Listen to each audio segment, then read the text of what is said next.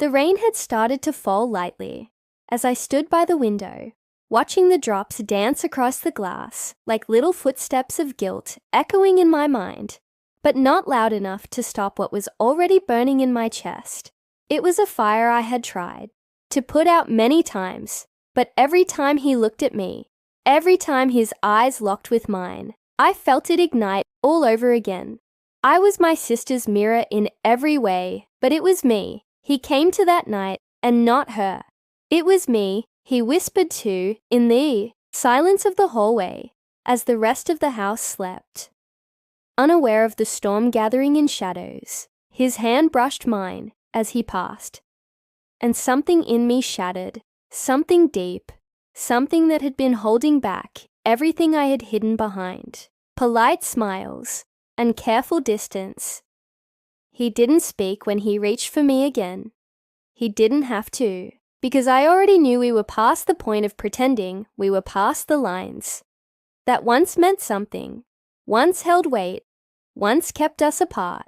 His lips met mine, like they had been waiting for this moment, like they had memorized my breath, like he had kissed me in dreams he would never admit to, and I melted into him, like I was born for it, like I had never kissed anyone else in my life. His fingers trembled when they touched my waist, not from fear, but from restraint, because we both knew we shouldn't, we both knew we couldn't, but we did anyway, again and again, until the world fell away and all that was left was skin against skin and the beating of our hearts, keeping time with a truth we had long buried. We lay in the quiet after breathing each other in, knowing this wasn't just a mistake. This was something deeper, something darker, something neither of us could name, and yet it felt like the only thing that had ever been real. I closed my eyes and rested my head against his chest, and for a moment, just one brief moment, I let myself believe I wasn't the other sister. I wasn't the secret. I wasn't the betrayal. I was just a girl in love with someone who looked at me like I was everything. Morning light crept across the sheets, painting our tangled limbs. In golden guilt, I should have left before the sun rose. I should have slipped out quietly the way I always did, but this time I couldn't move. This time his arms were around me, not like a mistake, but like a promise, and it terrified me more than any secret ever could. He stirred beside me, his voice still thick with sleep, as he whispered my name, and it wasn't her name, it was mine, only mine. And I turned to face him, knowing that nothing about this was right, but also knowing I didn't want it to end. He reached up and brushed a strand of hair from my face, his eyes soft, his touch reverent, like I was made of glass, and he was afraid to break me. But we were already broken. Weren't we broken in ways we could never explain? Broken in ways that would never heal.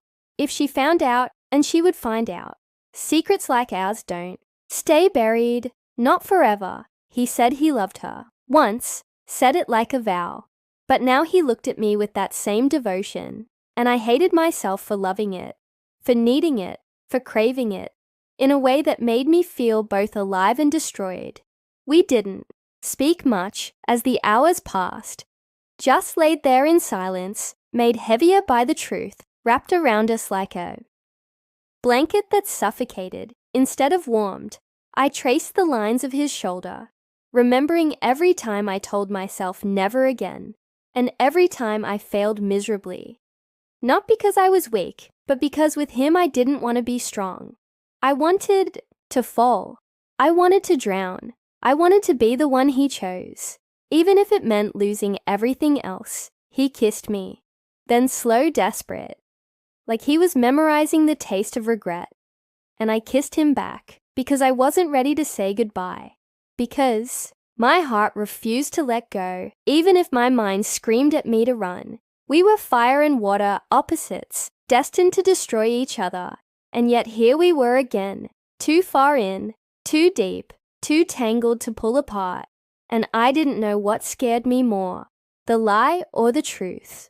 or the possibility that this wasn't the end at all, but only the beginning of something we could never take back. The days that followed moved like shadows through my life, quiet, heavy, always there. Even when I tried to pretend, they weren't. I saw my sister laughing with him, brushing her hand across his arm, leaning into him like he was her whole world. And I felt it then, a sharp, aching twist in my chest, like I had stolen something sacred, like I was the thief of smiles and soft touches and late-night whispers that were never mine to begin with. But he kept looking at me in that way, the way that said he remembered every second, the way that said he wished he could forget and couldn't. And I knew because I looked back just the same. I tried to avoid him, tried to build walls in places where we had once left doors open. But it didn't matter, because the walls were made of paper, and he only had to breathe near me for them to fall apart again. He called me one night, said he needed to talk, said it couldn't wait, and I knew I should say no.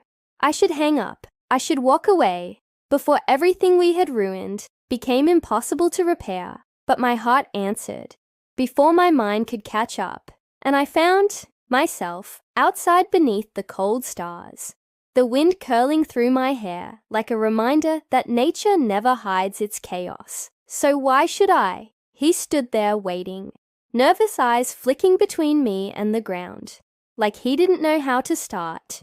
And when I stepped closer, he reached for my hand like it was instinct, like holding me was the only thing that made sense in a world that didn't anymore. He said he loved her, but not the way he loved me. He said he tried to fight it, but I haunted him in every quiet moment, and I wanted to believe it. I wanted to believe that we were more than a mistake, more than a secret, waiting to explode. But I saw the pain behind his words, and I felt the danger in mine, because love wasn't enough. Not here, not with us, not when it meant hurting the person who shared my face, my blood, my memories. He leaned in, kissed me again, and it was soft and slow, like goodbye, and I kissed him back one last time, tasting everything we had been and everything we could never be. And when I pulled away, I did it with trembling fingers and a breaking heart, and I told him we had to stop, not because I didn't love him, but because I did, because loving him was the one thing I would never forgive myself for, if it cost her everything. And as I turned to walk away, I didn't look back, because if I did, I knew I would never have the strength to walk again.